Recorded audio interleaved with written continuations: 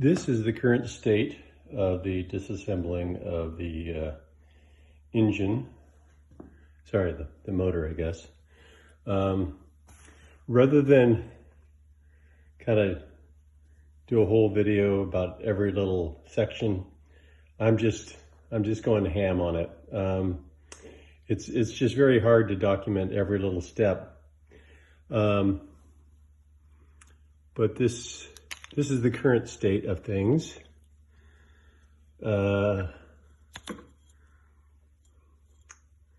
This is the spark plug rail. I removed it. Those are the spark plugs. Those are where the spark plugs go. Looks like there's some damage. I'm going to be investigating that. This also, this covers the crankcase,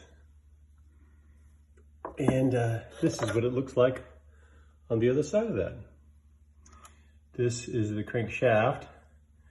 Here's the timing belt, and we're going to keep going. I'm just going to put this back on there just to kind of protect it from grime and road clutter or whatever, or not road clutter, but just dust or whatever that might fall in there.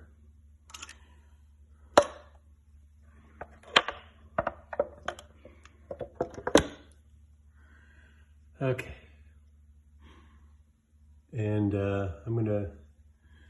did a lot of work on removing the front part of the top here.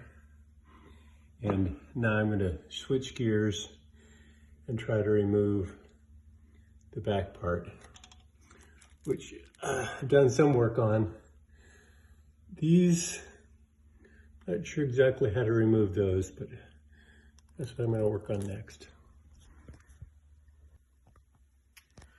All right, I've discovered that you just have to pull these things out. They come right out.